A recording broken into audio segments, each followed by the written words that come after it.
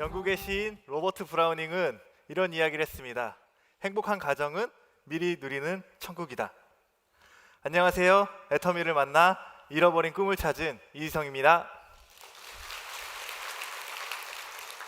혹시 제가 잃어버린 꿈이라고 말씀을 드렸는데 제 잃어버린 꿈 궁금하지 않으세요? 네. 제가 잃어버렸던 꿈은 소박합니다. 행복한 가정, 좋은 아빠였습니다. 평범한 직장인으로 평범하게 살고 있었습니다. 그런 삶이 저에게는 굉장히 힘든 상황이었습니다. 여기 많은 분들이 앉아 계시는데요. 어린이날 선물 받으신 적 다 있으시죠? 제가 생뚱맞게 어린이날 선물을 여쭤봤는데요. 제 사연이 있습니다. 저는 어린이날에 선물 한 번도 받아본 적이 없었습니다. 저희 집이 어려워서는 아닌데요. 어떻게 보면 어려웠을 수도 있어요. 저희 아버님께서는 고등학교 선생님이셨습니다. 고등학교 선생님 자녀가 어린이날에 선물을 받지 못한다고 생각이 들지 않으실 텐데요. 저희 아버님은 학생들을 위해서만 교육자의 삶을 살아오신 분이시라서 조선시대로 치면 선비 같은 분이셨습니다. 돈 욕심이 전혀 없는 분이세요. 그래서 학생들을 위해서 많이 노력을 하셨는데요. 실질적으로 아버지가 학생들이 벼 아시죠?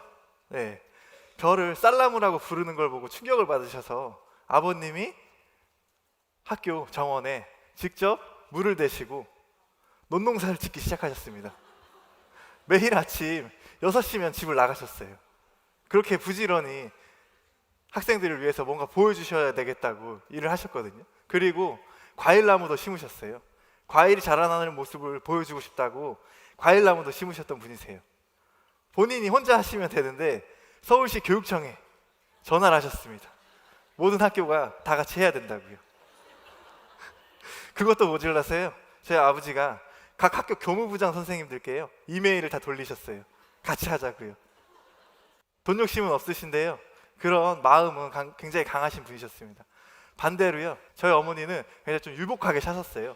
지금 나오는 게 저희 외갓집 사진이거든요.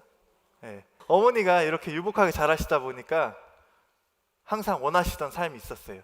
화려한 삶이셨어요. 그거에 맞는 삶을 사시겠다고 인테리어 사업, 무대 디자인하는 인테리어 사업도 하셨고요. 이 회사 저 회사에다 투자를 많이 하셨어요. 처음에는 결과가 괜찮은 것 같았습니다. 어떻게 됐을까요? 점점 빚이 늘어갔고요. 나중에는 신용불량자가 되셨습니다.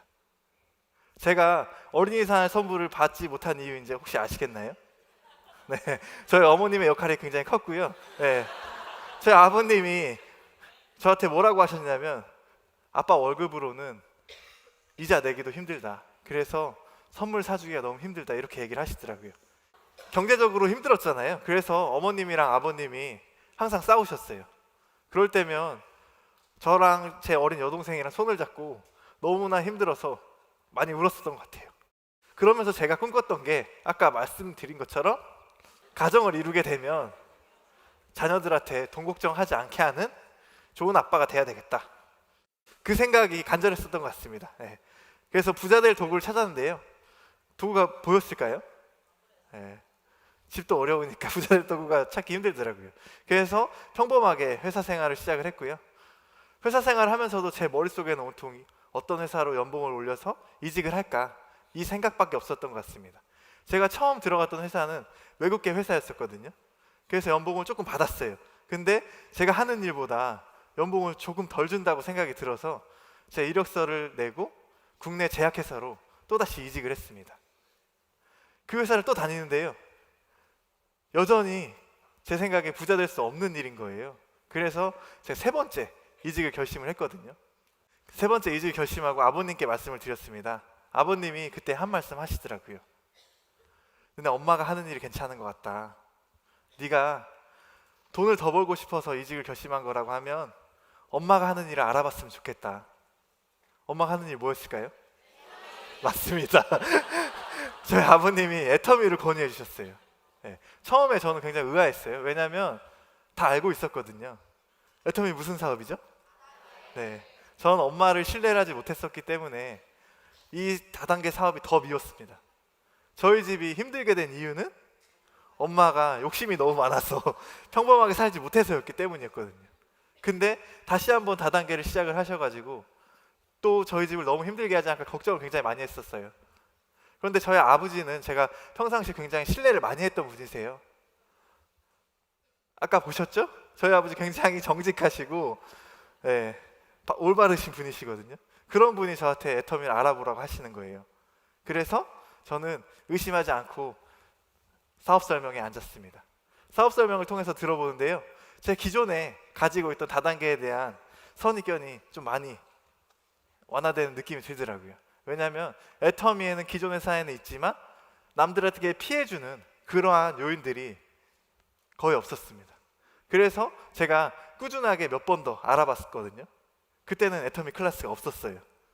이렇게 많은 세미나장에 가면요, 저 같은 젊은 사람이 보이면 좀 이상하게 쳐다보던 때였었거든요. 그렇게 애터미 회사를 알아보는데요, 하루는 회장님이 주관하는 세미나에 앉게 됐어요. 제가 뭔가를 선택을 해야 되니까 많이 들어봐야 되잖아요. 회장님 세미나를 앉게 됐는데요, 회장님이 한 말씀 하시더라고요. 제가 회사를 다닐 때 마케터금 영업사원으로 일을 했었거든요. 근데 회사를 다니면서 제일 힘들었던 일이 이거였어요. 저희 회사 제품이 좋은데요, 경기가 어려워지다 보니까 수가가 떨어져가지고 좋은 제품인 건 알지만 비싸서 못 써주겠다는 거예요. 그때마다 제가 들었던 생각이, 우리 회사 제품 같은 걸 싸게 팔면 내 일이 정말 줄어들 텐데. 제가 회사 생활할 때 그렇게 느꼈었거든요. 근데 회장님이 그 얘기를 해주시는 거예요. 이 애텀이란 회사는 좋은 제품을 싸게 팔겠다. 좋은 제품을 싸게 팔다 보면 우리 같은 유통회사는 소비자들은 알아서 몰려올 거다, 이 얘기를 하시는데요, 제가 너무 감동을 받았어요. 왜냐하면 평상시 제가 꿈꾸던 이야기였었거든요. 그런 회사가 있으면 이직하고 싶다고 생각했던 사람이었기 때문이에요. 근데 회장님께서는 여기다 추가로 한 말씀을 더 해주셨어요. 대형마트에서 지금 팔고 있는 칫솔이 있는데 애터미에서 절반 가격에 파시겠다는 거예요. 그러면서 그 이유에 대해서 상세하게 설명을 해주셨어요. 그 얘기를 듣는데 진짜로 이런 경영자 밑에서 일을 한다면 이 회사는 성공 못하는 게 기적이다, 성공할 수밖에 없겠다, 이런 생각이 들더라고요. 그러면서 제가 결단을 내렸고요. 그 결단을 내린 지가 지금 7년 됐습니다. PPT 보이시나요? 4년째, 5년째 제 수입이거든요. 부러우신가요? 제가 이 애터미를 선택했던 건 단 한 가지 이유였습니다. 회사 다닐 때 제가 느꼈던 점은 노력한 대로 보상을 해주지 않는다. 그게 제일 큰 불만이었습니다. 그런데 이 애터미란 사업의 가장 큰 비전은 노력한 만큼 돌려받을 수 있을 거라는 그런 확신이었기 때문입니다. 실질적으로 그 확신이 저에게 돌아온 그런 증거라고 생각을 하고요. 지금도 제가 이 선택에 대한 결과로 지금은 제가 사랑하는 제 딸과 제 가족들에게 다른 가정보다 좀 더 금전적으로 여유 있는 삶을 살 수 있게 해주는 그런 아빠가 된 것 같아서 저는 그 선택에 대해서 굉장히 만족을 하고 있습니다.